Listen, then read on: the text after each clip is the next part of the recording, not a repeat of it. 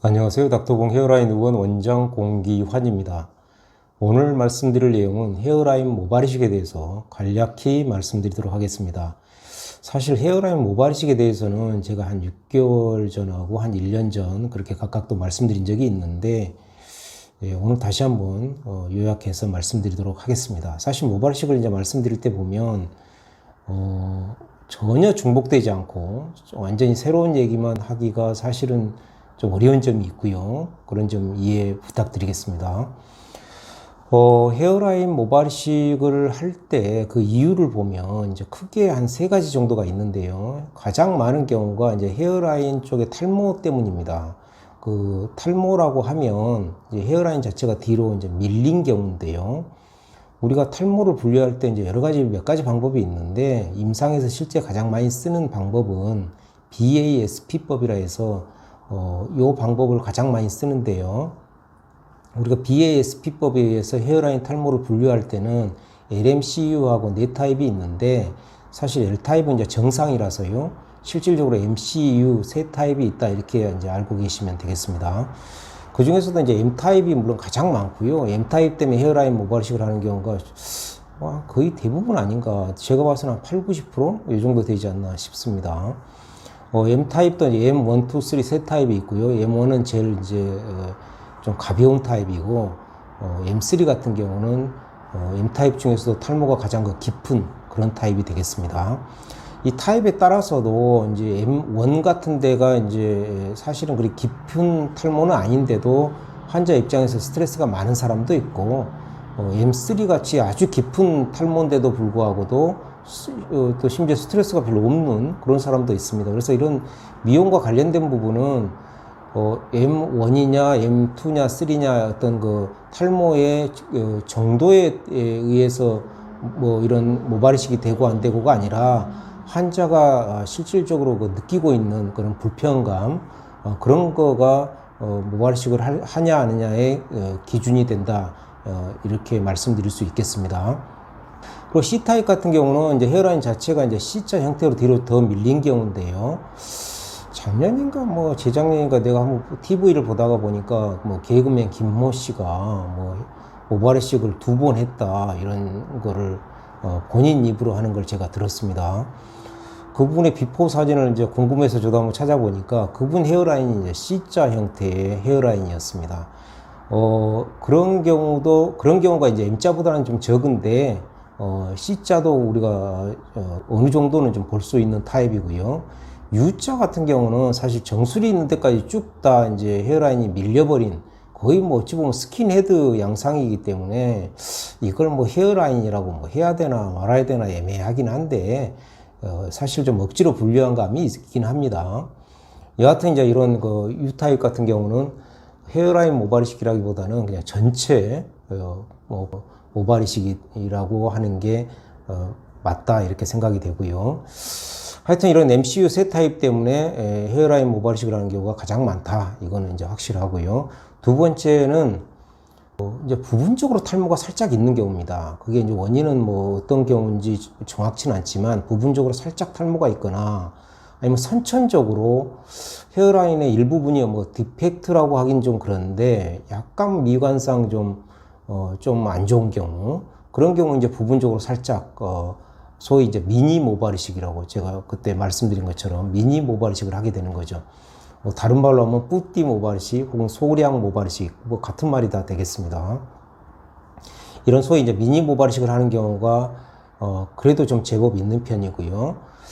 이제 마지막으로 이제 어떤 경우냐면 선천적으로 이마가 넓은 경우입니다. 정확히 얘기하면 이마 폭도 넓고 이마가 이제 그 눈썹 있는 데부터 저 헤어라인까지가 높이도 굉장히 높은 그러니까 이마가 굉장히 큰 타입이죠. 사실 이런 경우가 탈모는 아니지만 이제 일부 환자분들 같은 경우 상당히 이제 어떤 콤플렉스를 느끼고 있고 상당히 또 스트레스를 받는 경우가 은근히 많은데요. 헤어라인 모발이식을 할 때 이런 케이스가 은근히 양이 굉장히 많이 들어갑니다. 그러니까 대량 모발이식이 되는 경우가 굉장히 많죠. 제 개인적으로 보면 한 4,000모 이상 들어간 경우도 제법 있었습니다. 이마가 선천적으로 큰 경우는 상당히 많은, 그러니까 대량 모발 이식으로 이어지는 경우가 많다, 이렇게 말씀드릴 수 있겠습니다.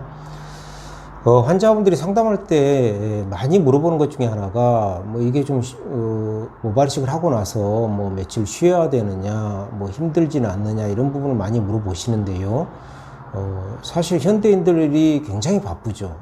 이것 때문에 제가 과거에 바쁜 현대인들을 위한 모발 이식 편에서 제가 어떻게 해야 일상으로 바로 복귀할 수 있는지, 그런 부분에 대해서 제가 상세히 말씀드린 적이 있는데요.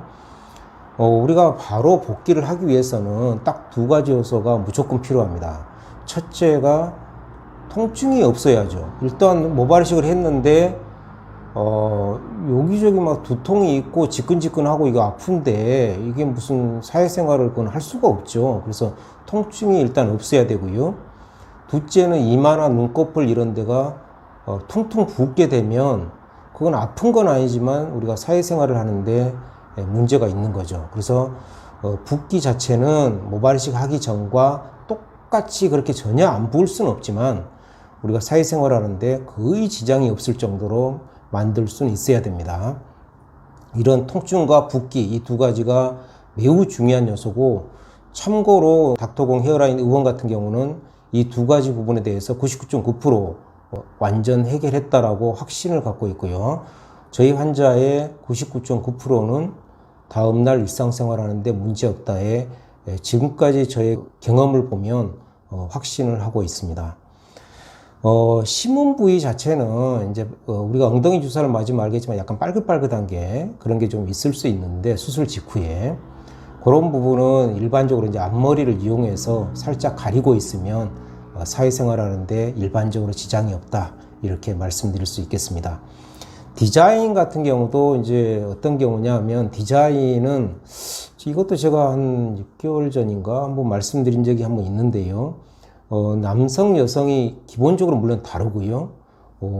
여성들 같은 경우는 참고로 뭐 계란형으로 이렇게 이제 전체적인 틀이 그렇고, 그래서 남성들 같은 경우는 우리가 쭉 측면으로 디자인을 할 때 그걸 약간 비스듬하게 올라가는 경우도 있고, 직선으로 반듯하게 하는 경우도 있고, 측면 같은 경우도 직각으로 내리는 경우도 있고, 비스듬하게 내리는 경우도 있고, 또 측면 자체 이마 폭을 줄이기 위해서는 다른 또 디자인이 필요하고요.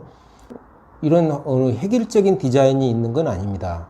그래서 사람에 따라서 또 그 환자분의 요구에 따라서 디자인은 조금씩 바뀔 수 있다. 획일적인 디자인이 있는 건 아니다, 이렇게 말씀드릴 수 있고요. 그건 남성이든 여성이든 동일하다, 이렇게 말씀드릴 수 있겠습니다. 참고로 6개월 전에 제가 헤어라인 디자인에 대해서 말씀드린 그 동영상 편을 참고하시면 도움이 되리라 생각이 됩니다. 마지막으로 이제 닥터공 저희 헤어라인 의원 같은 경우 기존에도 누차 말씀드렸습니다만, 저희는 이제 비절개를 전문으로 하고 있고요. 비절개 중에서도 스피드 무삭발 비절개를 전문으로 하고 있습니다. 스피드 무삭발 비절개는 기존의 이제 무삭발 비절개 혹은 노컷 비절개의 업그레이드 버전인데요.